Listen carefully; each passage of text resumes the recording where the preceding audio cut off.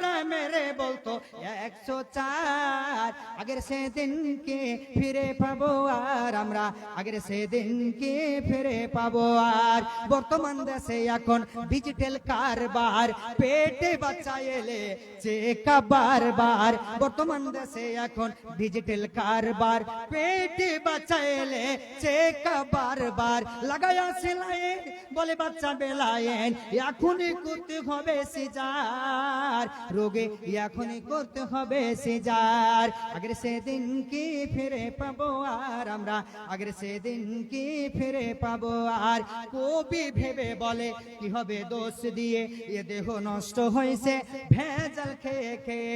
ভেজালের কারবার হতেছে বারবার, ভেজালের কারবার হতেছে বারবার। বড় লোক আর আগের সেদিন কি ফিরে পাবো আর আমরা, আগের সেদিন কি।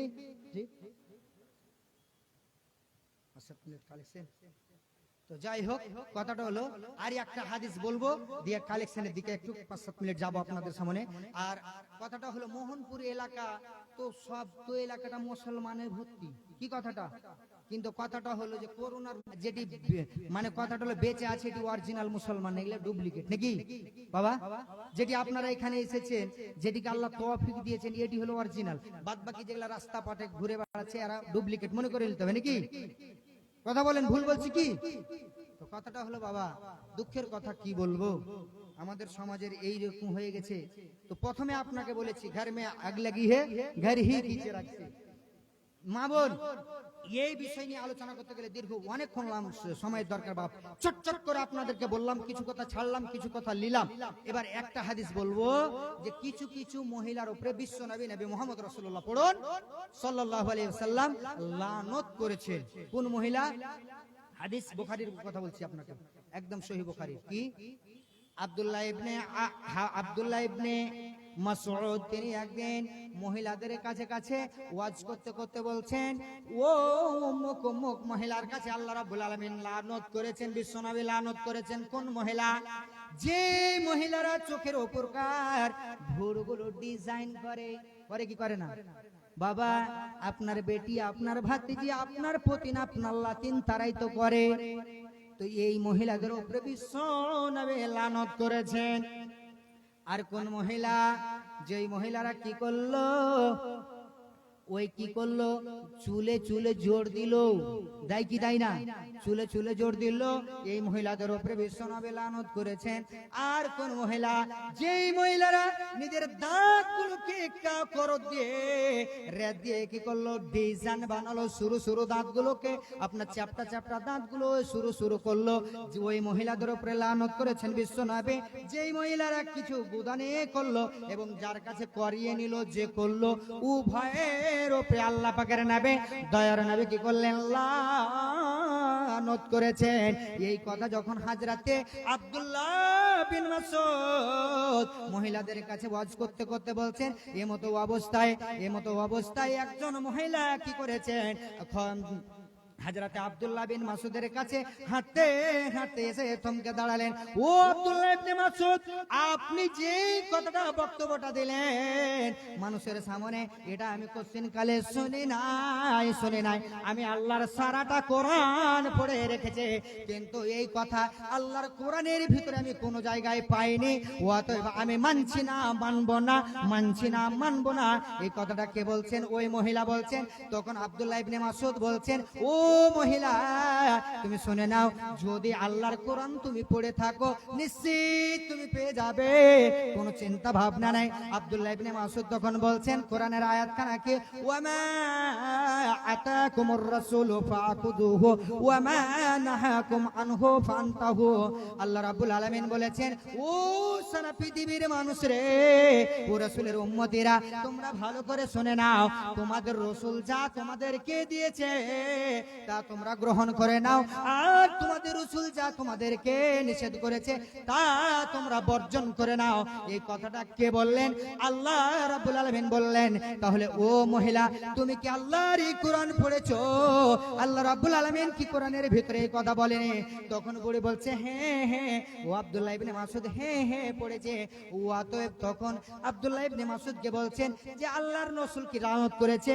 আব্দুল্লাহ ইবনে মাসউদ বলছেন জি মহিলা, আল্লাহ পাকের নবী লানত করেছে। তবে এবার তারপরে তখন কি বলছেন যে তাহলে তোমার বাড়িওয়ালি কেন করে? বুঝতে পারেন? আমি ওয়াজ করে ইবনে মাসউদকে বলছেন আপনার বাড়িওয়ালি কেন এই কাজ করে? তখন আব্দুল্লাহ ইবনে মাসউদ বলছেন বোন শোনো, যদি আমার বাড়িওয়ালি করে থাকে তো নিশ্চিত আমার বাড়িওয়ালিকে আমি তালাক দিয়ে দেবো। যদি করে, এখন বর্তমান, ভবিষ্যৎ নয়, বর্তমান যদি করে আমি তালাক দিয়ে দেব। এবার ওই মহিলা আব্দুল্লাহ ইবনে মাসউদের স্ত্রীর কাছে গিয়ে বলছে বোন তো তোমরা তো করছিলে, তাহলে বলো। তখন ওই বোন বলছে যে ঠিক আছে, এককালে আমরা করছিলাম, কিন্তু যেই দিন থেকে বিশ্ব নবী এইগুলোর প্রতি লানত, যাহা জান্নাত হারাম হারাম হারাম। যাই হোক, কথাটা হলো আল্লাহ করবো না বাপ। তো কথাটা হলো এবার একজন এখানকার ভিতরে কে এমন আছেন যে কথাটা হলো একজনের কথা বলবো না, কোরআন কয় পাররা? 30 পাররা নাকি বাবা? তো কথাটা হলো এখানের ভিতরে আমি 30 জন যুবককে দেখতে চাই, এখানে যে কিরকম কি আছে। তো কথাটা হলো 30 জন যুবককে দেখতে চাই। কে এমন আছেন যে এই বিশাল মসজিদ আপনাদের খুব সুন্দর দেখলাম, দোতলা ভাই আছেন যে আমাকে 30 জন যুবক, কথাটা হলো যে আছেন মাত্র 1000 টাকা করে 30 জন দেন তো, উঠেন তো লিল্লাহে তাকবীর দিয়ে উঠেন তো 1000 টাকা করে। তারপর আমার পরের বক্তা যে আসবে সে কালেকশন করবে। আমাকে কিন্তু কালেকশনের জন্য ইঙ্গিত করা হয়নি, এখন বললেন তো আমি কিছুটা করব, বুঝতে পারলেন? 5 মিনিটের জন্য। তো বাবা দেন তো, আপনারা উঠে পালাবেন না, কেন বেশি আপনার রে।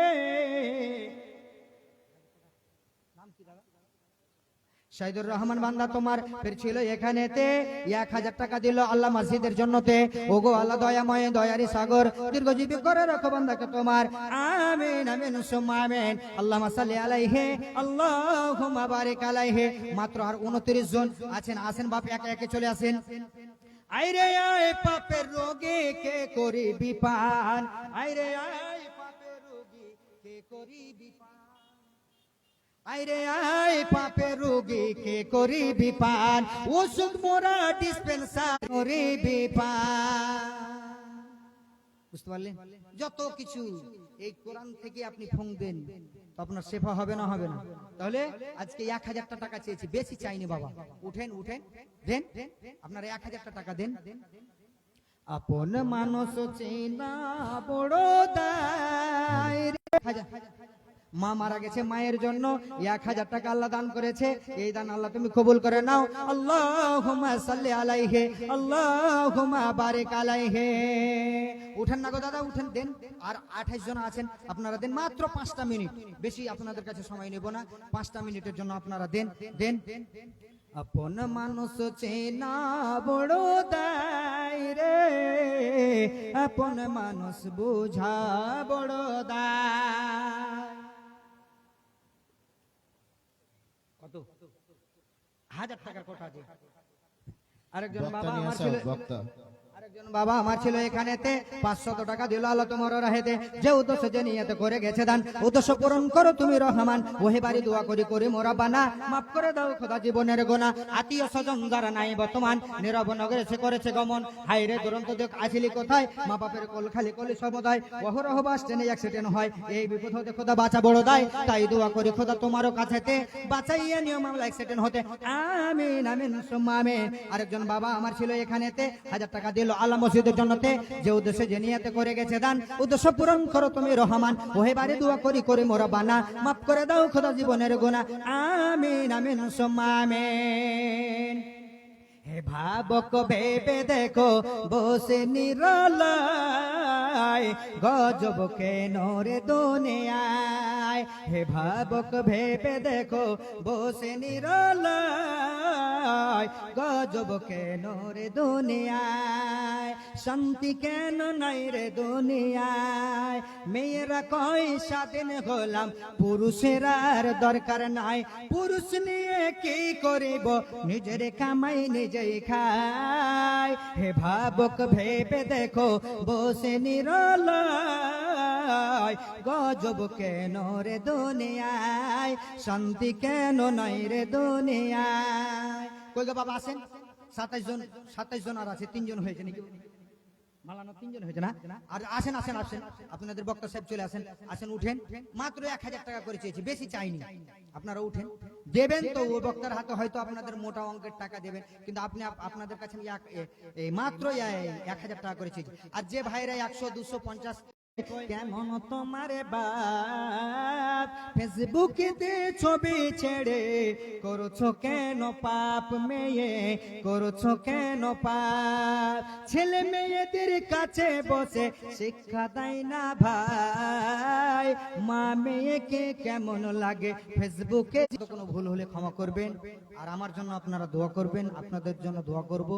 যাই হোক, এখান থেকে আমার বক্তব্য ইতি টানছি। আসসালামু আলাইকুম ওয়া রাহমাতুল্লাহি ওয়া বারাকাতুহু।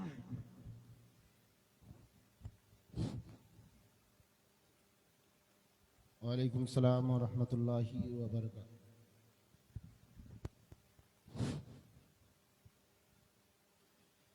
এতক্ষণ আমরা শুনছিলাম শাহজামাল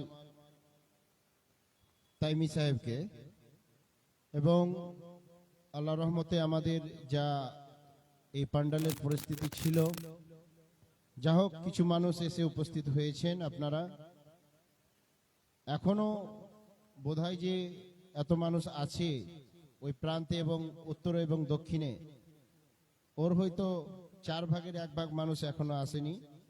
যা হোক, যতদূর পর্যন্ত আওয়াজ পৌঁছাচ্ছে ওনাদের আমি অনুরোধ করব, যেহেতু ইস্তাহারি বক্তা ওনারা দূর থেকে এসছেন মেহমান হিসাবে, আপনারা এসে কোরআন ও হাদিসের কথা শুনবেন। কারণ কখন কার কথা আপনার হৃদয়ের কোণে গেঁথে যাবে, যেখান থেকে আপনি একটি জান্নাত যাওয়ার পথ পেয়ে যাবেন, কেউ বলতে পারবে না। তাই মা বোনদেরও বলবো আমি, যে আপনারা নিজের নিজের কাজ সেরে মেহমানদেরকে, আপনার বোন হোক, খালা হোক, মা হোক, চাচি হোক, কিংবা আর কেউ বিহান হোক, সকলের খাওয়া দাওয়া আশা করি সেরে দিয়েছেন। এখন প্রায় 9টা পার হয়ে গিয়েছে। আপনারা এসে আপনাদের জায়গা আপনারা নিয়ে নেন এবং ধৈর্যের সাথে এই কোরআন ও হাদিসের কথাগুলো